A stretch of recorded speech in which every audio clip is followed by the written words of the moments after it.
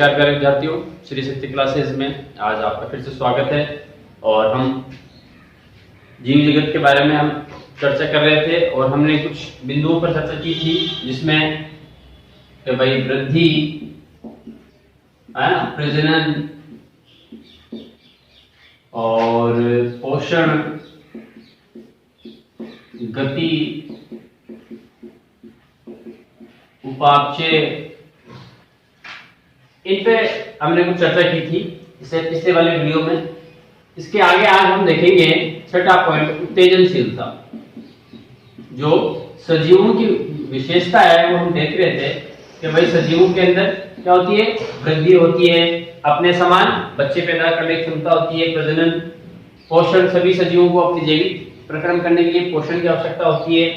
फिर गति के बारे में हमने देखा था कि सजीवों में एक स्थान से दूसरे स्थान पर जाने की क्या होती है, क्षमता पाई जाती है।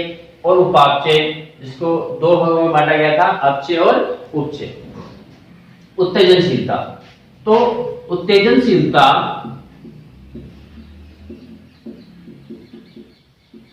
सजीवों का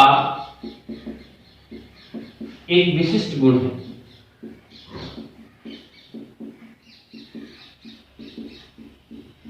उत्तेजनशीलता क्या है? सजीवों का एक विशिष्ट गुण है।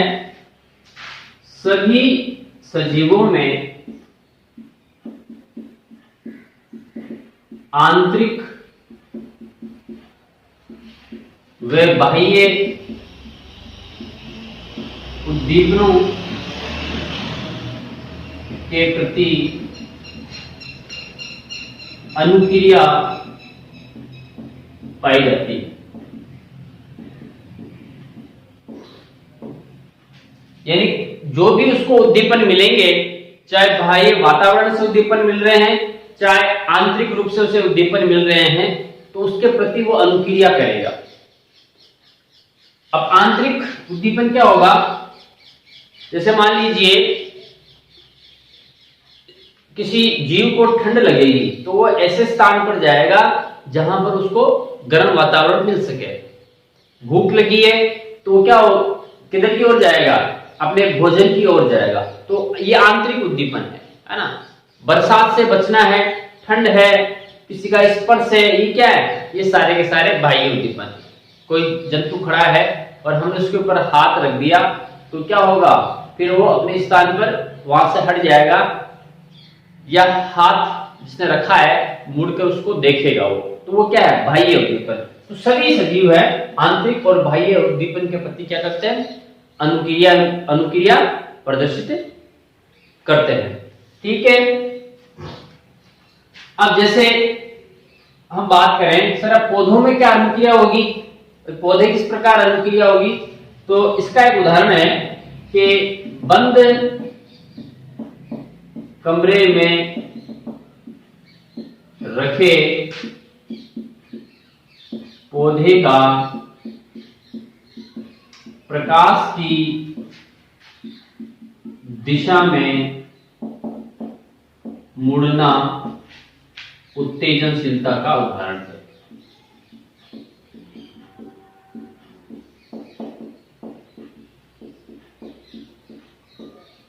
एक कमरा है, चारों तरफ से बंद है, गमले में एक पौधा लगा हुआ है और सिर्फ एक कुछ छोटा सा एक स्थान है, छोटा सा छेद है, या छोटा सा आप रोशनदान मान सकते हो, जहां से प्रकाश प्राप्त हो रहा है, प्रकाश आ रहा है उस कमरे के अंदर तक। और बाकी क्या है? वो कमरा पूरा का पूरा पैक है, पूरा का पूरा बंद है। तो अब पौधा क्या करेगा? पौधा उस प्रकाश की दिशा में क्या हो जाएगा? जिधर से उसको प्रकाश मिल रहा है, जहां से प्रकाश आ रहा है, उधर की ओर क्या हो जाएगा? मुड़ जाएगा उधर की ओर। यानी वो उत्तेजनशीलता प्रदर्शित कर रहा है। किसके प्रति? उस प्रकाश के प्रति उत्तेजनशीलता प्रदर्शित कर रहा है। हमने गति में भी यही पढ़ा था, ये बात आई थी कि पौधे गति कैसे कर रहे हैं। गति का उदाहरण क्या है कि पौधों का प्रकाश की दिशा में मुड़ जाना, यानी वो गति तो कर रहे हैं ना, है ना, गति कर रहे हैं वो। तो उत्तेजनशीलता का भी उदाहरण है कि किसी बंद कमरे में कोई पौधा रखा हुआ है और जहां से उसको थोड़ा बहुत भी प्रकाश मिल रहा है, उस प्रकाश की दिशा में पौधा मुड़ जाता है या उसकी तरफ गति करेगा। ठीक है। जैसे आपने देखा होगा कि सूरजमुखी का जो पौधा है ना, वो सूर्य की दिशा में, सूर्य का जो प्रकाश है उधर की ओर मुड़ जाता है, उधर की ओर झुक जाता है, तो ये उत्तेजनशीलता का उदाहरण है। इसी प्रकार एक पौधा आता है छुई मुई, छुई मुई, और उस पौधे को जैसे ही हाथ उस पादप के कहीं पर भी किसी भी भाग पर टच करते हैं हम, तो वो अचानक क्या हो जाएगा, सिकुड़ जाएगा। तो हमारे स्पर्श करने से वो जो सिकुड़ा है पौधा, वो पौधा जो सिकुड़ा है छुई मुई का, वो भी किसका उदाहरण है, उत्तेजनशीलता का उदाहरण है। ठीक है। इसी प्रकार अन्य जीवों में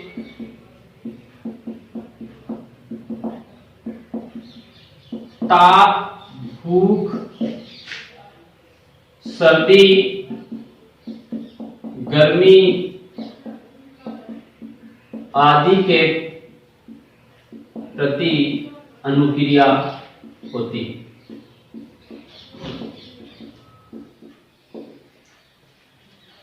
ताप, भूख, सर्दी, गर्मी, है ना, स्पर्श, इन सब के प्रति जीव हैं वो अनुक्रिया प्रदर्शित करते हैं। तो ये हो गया आपका उत्तेजनशीलता।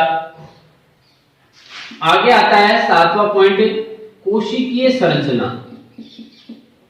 कोशिकीय संरचना। हमें पता है कि जीवों का जो शरीर है वो किससे मिलकर बनता है, कोशिकाओं से। तभी तो कोशिकाओं को संरचनात्मक इकाई कहते हैं। सजीव की संरचनात्मक इकाई कौन होती है, कोशिका। कारण क्या है कि सभी सजीवों का जो शरीर है वो कोशिकाओं से मिलकर बनता है। सभी सजीवों का शरीर विभिन्न कोशिकाओं से मिलकर बनता है। निर्जीवों का बनता है कि कोशिकाओं से नहीं बनता। ठीक है। परंतु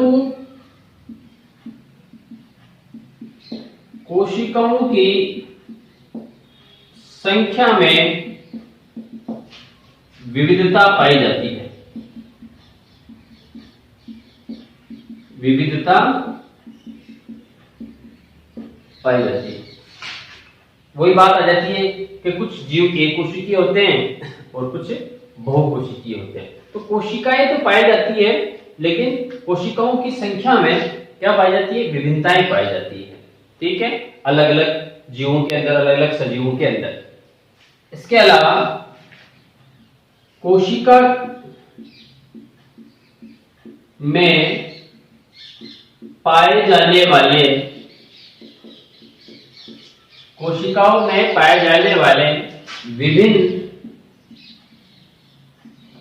कोशिकांग, विभिन्न कोशिकांग, जैसे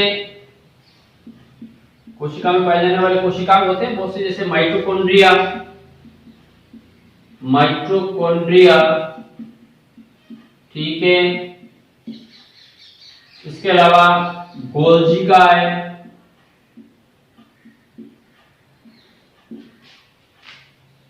लाइसोसोम, ऐसे बहुत से जो कोशिकाएं हैं, केंद्रिक, है ना। तो इन सब में क्या है, इनमें विभिन्न कार्यों हेतु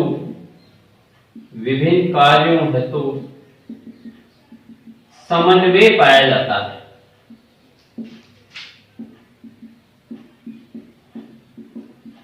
यानी इसमें इन सब में क्या होता है, एक प्रकार का बैलेंस रहता है कोई कार्य संपन्न करने के लिए। तो अलग अलग कोशिका, अलग अलग सजीवों के अंदर कोशिकाओं की संख्या अलग अलग हो सकती है, लेकिन संरचना लगभग एक सी होती है। उनमें विभिन्न प्रकार के कोशिकांग पाए जाते हैं, और ये जो कोशिकांग होते हैं, ये कोशिकाएं क्या करेंगे, इनके अंदर आपस में एडजस्टमेंट होता है, समन्वय होता है, जिसके द्वारा विभिन्न प्रकार के कार्य संपादित होते हैं।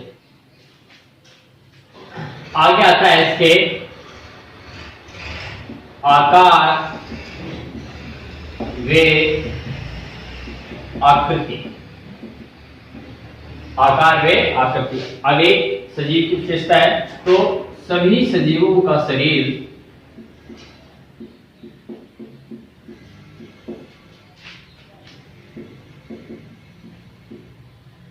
का एक निश्चित आकार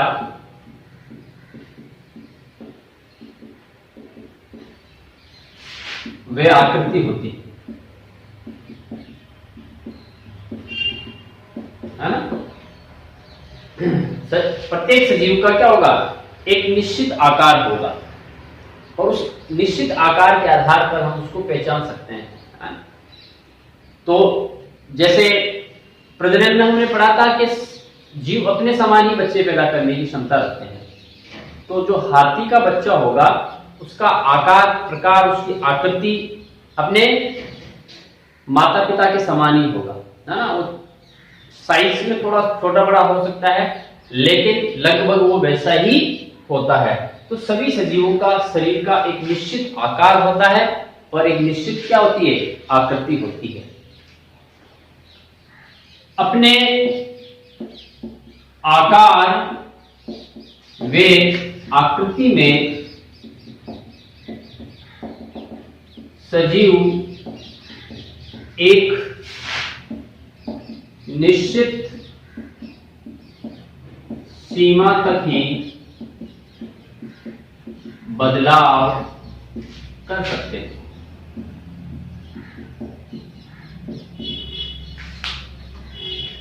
बात आती है कि भाई आकार आकृति निश्चित है, उसमें कोई बदलाव नहीं किया जा सकता, लेकिन कुछ निश्चित सीमा तक बदलाव कर सकते हैं। जैसे ये हमारा शरीर है तो हम इसको थोड़ा इधर हम मोड़ सकते हैं, है ना। हमारी जो आकृति है, निश्चित आकार और आकृति है, उसमें हम थोड़ा सा बदलाव कर सकते हैं, ठीक है।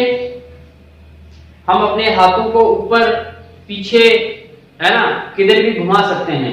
तो एक निश्चित सीमा तक तो हम अपनी आकृति में बदलाव कर सकते हैं, लेकिन निश्चित उस सीमा से ज्यादा नहीं कर सकते, उस सीमा से ज्यादा।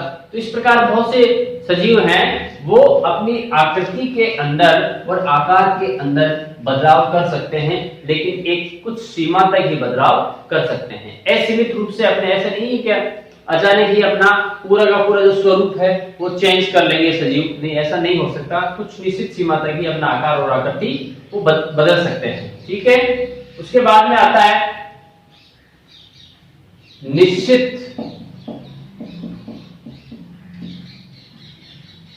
जीवन चक्र। निश्चित जीवन चक्र, देखिए सजीवों का क्या होता है, निश्चित जीवन चक्र होगा। जो सजीव इस धरती पर पैदा होगा वह एक ना एक दिन क्या होगा, नष्ट होगा। चाहे किसी भी प्रकार का जीव हो, चाहे एक कोशिकीय हो, चाहे बहुकोशिकीय हो, चाहे वो कायिक जनन से पैदा हो, चाहे अलैंगिक जनन से पैदा हुआ हो, चाहे लैंगिक जनन से, किसी भी प्रकार का सजीव होगा तो उसकी क्या है, मृत्यु नष्ट है, मृत्यु निश्चित है। उसे एक ना एक दिन क्या होना है, नष्ट होना है। इस प्रकार सजीवों का जो जीवन चक्र है ना, वो क्या है, निश्चित है। अब यहाँ पर एक शब्द आ रहा है निश्चित। निश्चित का मतलब क्या है कि अभी हम देखते हैं, थोड़ा लिखता हूं मैं, सभी सजीवों का शरीर, सभी सजीवों का जीवन चक्र निश्चित होता है।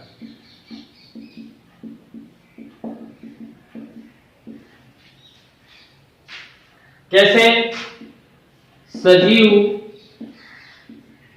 सबसे पहले क्या होते हैं, पैदा होंगे, सजीव पैदा होते हैं, उसके बाद में वृद्धि करते हैं, बड़े होंगे मतलब वृद्धि करते हैं, उसके बाद में प्रजनन करेंगे, प्रजनन कर लिया, प्रजनन करने के बाद में क्या हो जाएंगे, वृद्ध हो जाएंगे, और वृद्ध होने के बाद में मृत्यु को प्राप्त होंगे,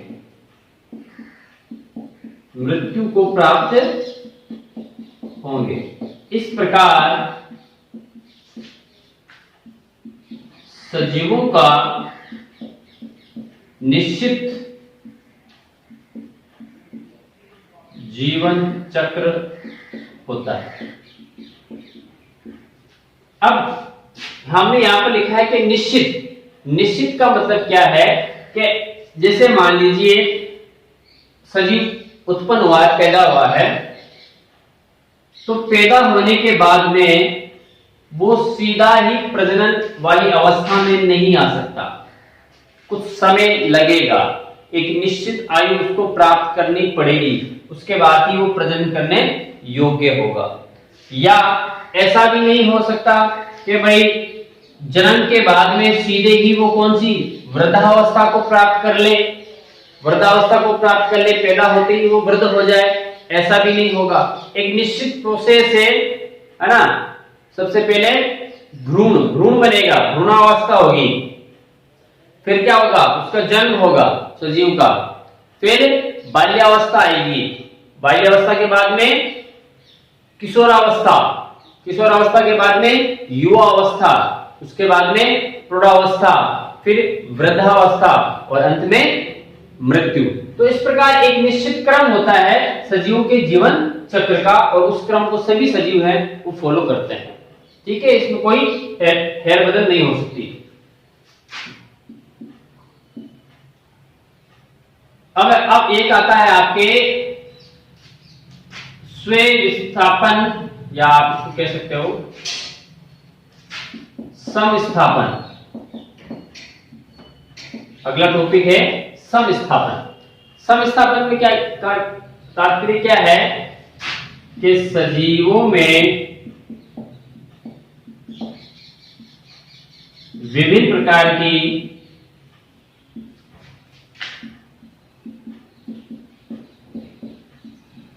जैविक क्रियाएं क्या है, चलती रहती हैं। विभिन्न प्रकार की जैविक क्रियाएं चलती रहती है सभी सजीवों के अंदर, है ना, आंतरिक और बाह्य रूप से। इन जैविक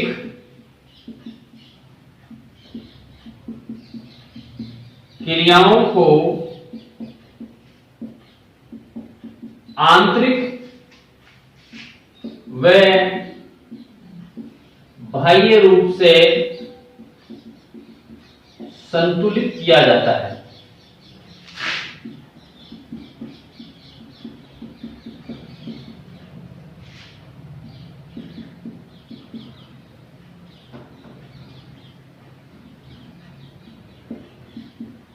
उपापचयी क्रिया इन पर नियंत्रण रखकर विभिन्न जैविक प्रक्रमों में समन्वय बनाती है।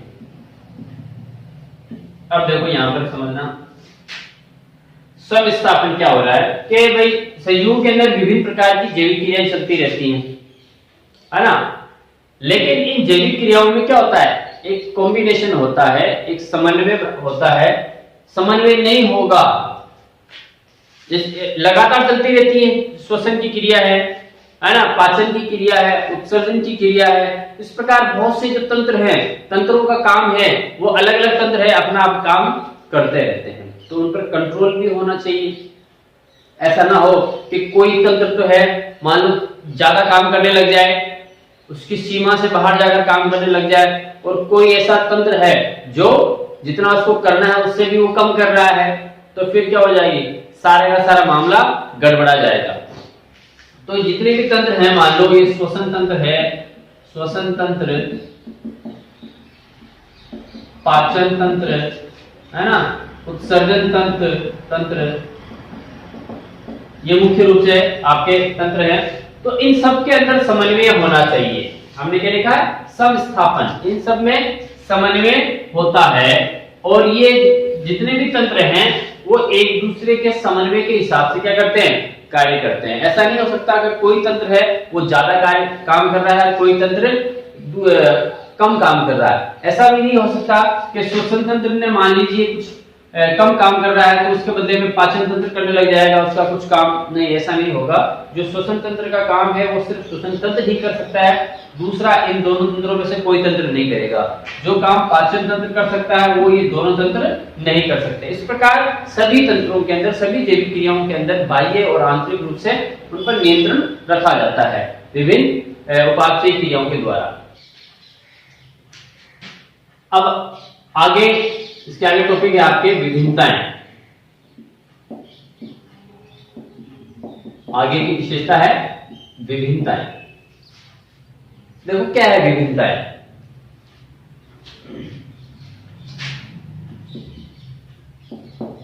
सभी सजीवों में वातावरण के अनुसार या उसके कारण तथा आनुवांशिक पदार्थ में भिन्नता के कारण विभिन्नताएं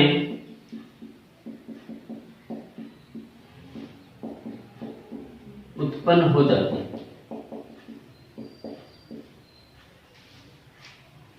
इन विभिन्नताओं के कारण ही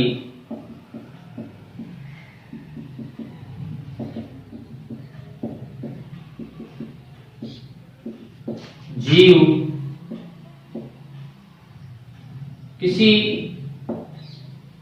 वातावरण में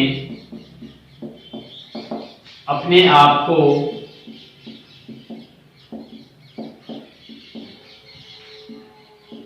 अनुकूलित कर पाता है।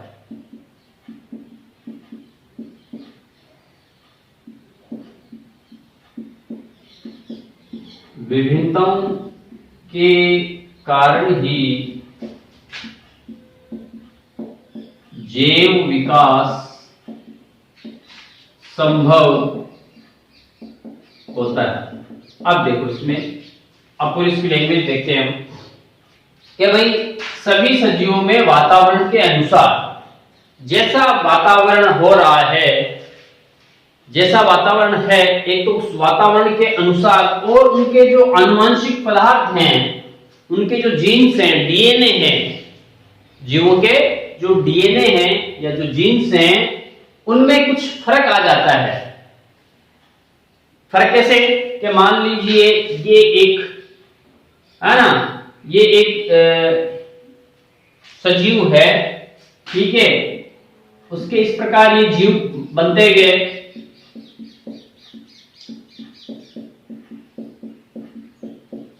ये इसकी संततियां हैं, है ना, ये इनका मुख्य क्या है, पूर्वज, और ये इनकी संततियां हैं।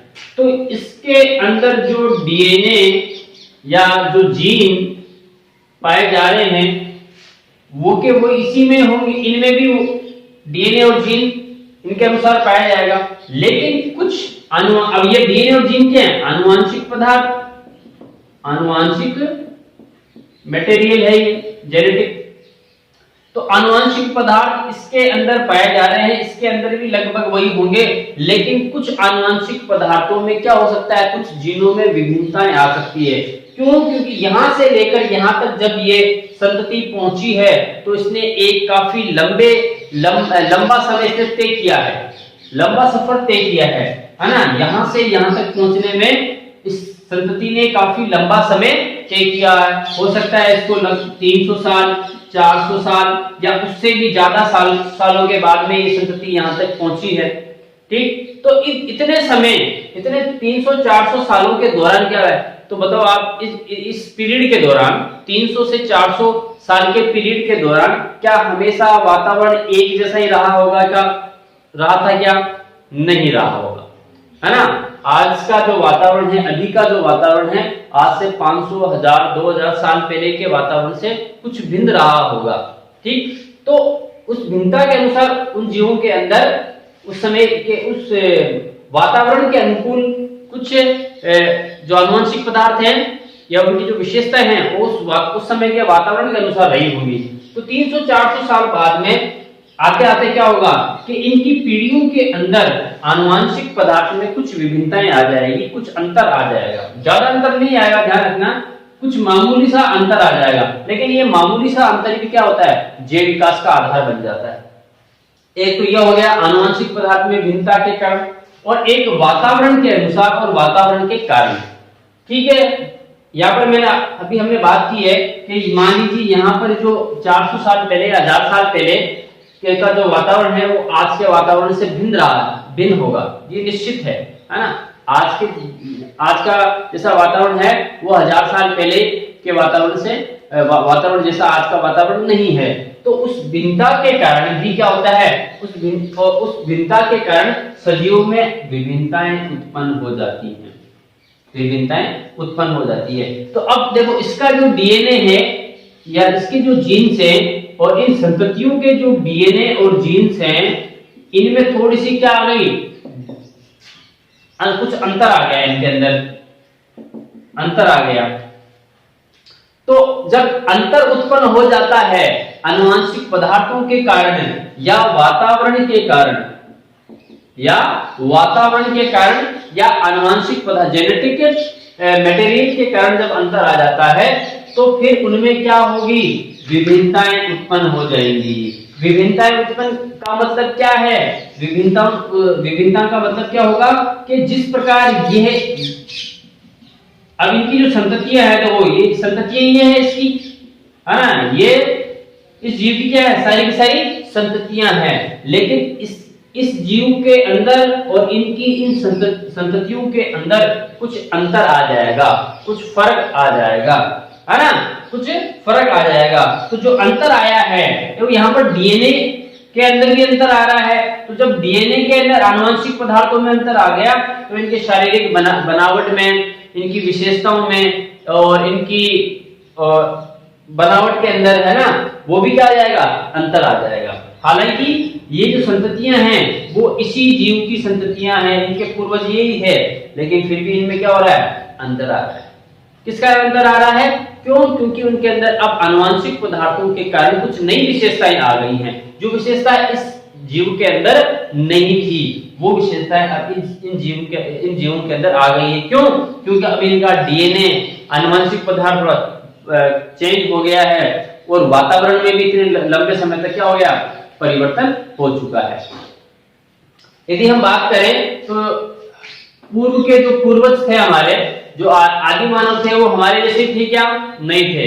होमो सेपियंस है ना, मानव का बॉटनिकल नेम। तो आपने देखा होगा तो उस समय के जो मानव थे वो क्या 4 हाथों और पैरों से चलते थे, है ना। अपने हाथों का यूज भी बंदर के समान वो चलने के लिए करते थे, पूंछ भी होती थी उनके, है ना। लेकिन फिर धीरे धीरे क्या हुआ, काफी लंबा समय बीत गया।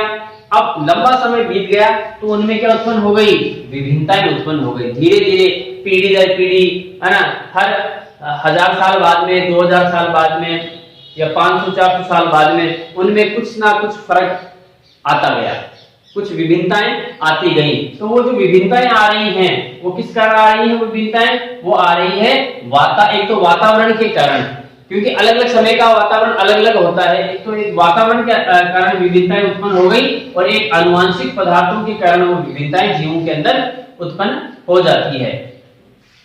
तो उस विभिन्नता के कारण फिर सजीवों में क्या होता है, जैव विकास संभव होता है। जैव विकास यानी जीवों का विकास, जैव विकास।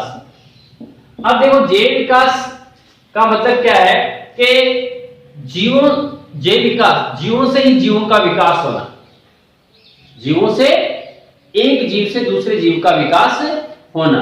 क्या होता है ये, हालांकि काफी बड़ा टॉपिक है, लेकिन मैं थोड़ा आपको शॉर्ट में बताता हूं कि भाई एक जीव से दूसरे जीव का विकास, विभिन्नताएं जैव विकास का आधार है। अब जब इनमें अंतर आ गया, अब और आगे चलो, अभी हम इसको देखो जैव विकास को लेकर चलते हैं कि यहाँ पर मान लो यहाँ पर कोई एक सजीव है, ये इसकी संततियां हैं, उनमें अंतर आ गया। और आगे चलते रहो, और आगे चलते रहो, और इनके अंदर क्या हो जाएगा, ऐसे करते करते जब काफी लंबा समय गुजर जाएगा, जब काफी लंबा समय गुजर जाएगा तो क्या होगा, ये जो इनके जो पूर्वज थे और इनकी संततियां थी, इनमें इतना ज्यादा अंतर आ जाएगा कि इसको और इनको आपस में एक जगह पर एक ही जाति में रखना क्या हो जाता है, असंभव हो जाता है। क्या हो जाता है, असंभव हो जाता है। तो फिर हमने क्या किया, इसको, इसकी जाति तो थी, इनको अब एक नई जाति का नाम दे दिया, है ना। आपने देखा होगा बिल्ली, है ना, लगभग जो चीता होता है उसके समान ही है ना, उसी प्रकार। लेकिन उसकी आकृति में क्या हो गया, अंतर है। वो थोड़ी छोटी सी है, चीता थोड़ा बड़ा होता है, और लगभग काफी अंतर हम उसमें समानता है उसके अंदर हम देख सकते हैं। तो इस प्रकार जीवों का जो विकास, क्योंकि सबसे पहले एक कोशिकीय जीव पैदा हुआ और उसी एक कोशिकीय जीव से फिर क्या हुआ, अलग अलग बहुकोशिकीय जीवों का निर्माण हो गया। एक जीव से ही दूसरे जीव का क्या होता है, विकास होता है।